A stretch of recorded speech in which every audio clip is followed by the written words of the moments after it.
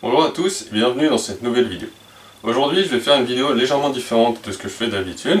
Au lieu de présenter un sujet et d'en parler pendant plusieurs minutes, j'ai pris deux articles d'actualité scientifique et dont je vais discuter dans cette vidéo. Alors je mets les liens des articles dans la description de la vidéo pour ceux que ça intéresse de lire les articles.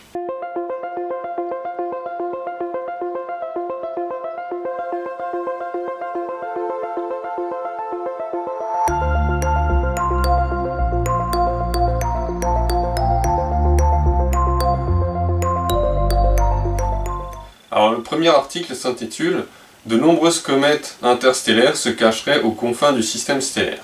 Alors dans cet article, ils vont discuter du nuage d'Oort et de sa composition, où on supposait que ce nuage était principalement constitué d'éléments qui proviennent du système solaire et très peu d'éléments qui viennent d'ailleurs que du système solaire. Mais a priori, ce ne serait pas le cas, et ce nuage contiendrait beaucoup plus d'objets interstellaire, plus que ce qu'on supposait. Alors pour ceux qui ne savent pas, le nuage d'Oort est censé être un nuage de débris, astéroïdes et autres qui se trouverait aux confins du système solaire, à savoir entre 20 000 et 30 000 unités astronomiques. Les évolutionnistes ont spéculé l'existence de ce nuage pour répondre à un problème lié aux comètes. Alors ce problème est le suivant.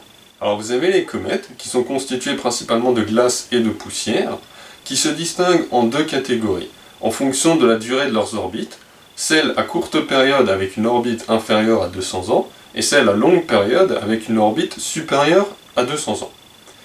Ces comètes ont une orbite particulièrement elliptique, et quand ils s'approchent suffisamment près du Soleil, ils commencent à fondre, et c'est ce qui forme les fameuses traînées qu'on observe des comètes.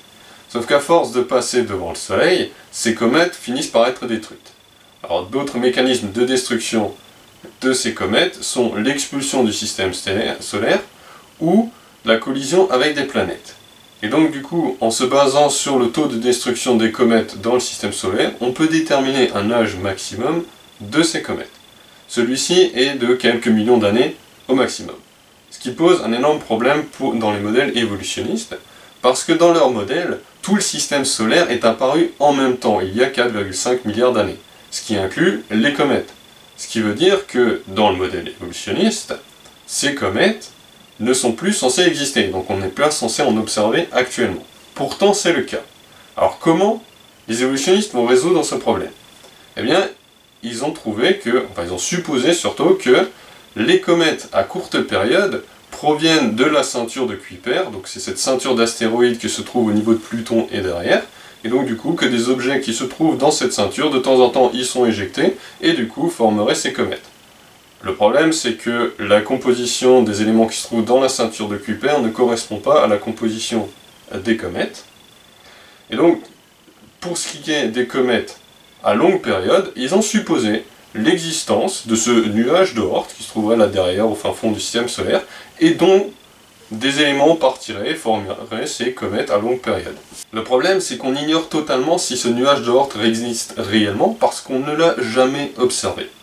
Et c'est relativement normal, puisque les éléments qui constituent le nuage d'Oort sont censés être relativement petits. C'est des astéroïdes et autres, c'est très petit, ça ne produit pas de lumière, et comme c'est tout au fond du système solaire, la lumière qu'ils réfléchissent du Soleil est relativement faible, et donc les chances pour nous d'observer ces éléments sont proches de zéro. Alors comment ils en sont arrivés à la conclusion que le nuage d'Oort devrait contenir beaucoup plus d'objets interstellaires? Eh bien, en 2017, on a eu la chance d'observer le premier objet interstellaire qui se baladait dans le système solaire, à savoir l'astéroïde baptisé Oumuamua. Et en 2019, on a eu la chance d'observer un autre objet interstellaire, à savoir la comète baptisée Borisov. Donc en se basant sur ça, et en partant du principe qu'il y a beaucoup plus d'objets interstellaires présents dans le système solaire, ils ont conclu que le nuage d'Oort devrait contenir beaucoup plus d'objets interstellaires que ce qu'ils pensaient à l'origine. Donc je cite un des chercheurs dans l'article qui disait « Maintenant nous constatons qu'il pourrait y avoir beaucoup plus de visiteurs ». Donc quand il parle ici de visiteurs, il parle d'objets interstellaires qui arriveraient dans le système solaire. Le problème c'est qu'ils constatent rien du tout. Ils ont juste observé deux objets interstellaires, mais ça s'arrête là, ils ont conclu qu'il y a peut-être quelque chose là dans le nuage d'Oort, mais déjà ils ne savent même pas si ce nuage d'Oort existe. Donc du coup, s'il n'existe pas, tout le débat sur de quoi il est composé n'a absolument plus aucun sens. Alors maintenant, venons-en au deuxième article qui s'intitule « Des cristaux organiques sur Titan pourraient nous aider à comprendre l'origine de la vie ». Alors pour ceux qui ne savent pas, Titan est le plus gros satellite de la planète Saturne. Les évolutionnistes ont un problème pour expliquer l'origine de la vie, parce qu'ils sont convaincus que le vivant est apparu à partir du non-vivant, ce qu'on appelle l'abiogenèse, mais ils n'ont aucun mécanisme pour expliquer comment cette abiogenèse s'est produite. Et donc c'est pour ça qu'ils cherchent désespérément dans toutes les directions possibles et imaginables une réponse à cette question. Parce que du coup, s'ils ne trouvent pas de réponse à cette question, tout le reste après sur l'évolution des espèces n'a plus aucun sens. Puisque du coup, si vous ne pouvez pas expliquer comment les organismes vivants sont apparus en premier lieu, leur évolution, on s'en fiche un peu. Alors cet article cite l'expérience de Miller comme étant un précurseur sur justement les réponses pour expliquer l'origine de la vie. Sauf que l'expérience de Miller, comme toutes les autres expériences du même genre qui ont été produites par la suite, n'explique en rien l'abiogenèse.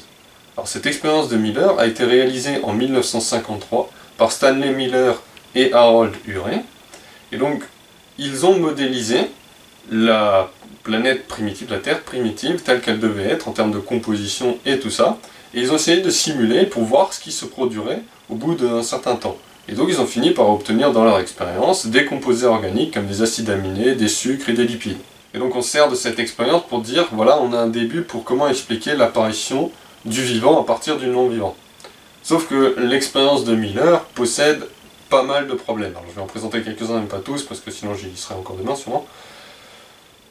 Il y en a, le premier d'entre eux, c'est la composition de la Terre primitive. Ils ne savent pas quelle est la composition de la Terre primitive. Ils le supposent, mais déjà, les différents scientifiques ne sont pas tous d'accord sur cette composition, et ils sont dans l'incapacité d'aller vérifier, puisque cette Terre primitive, si tant est qu'elle ait existé, n'est plus accessible de nos jours, et donc sa composition non plus. Donc on peut que spéculer sur ce que c'était à l'origine.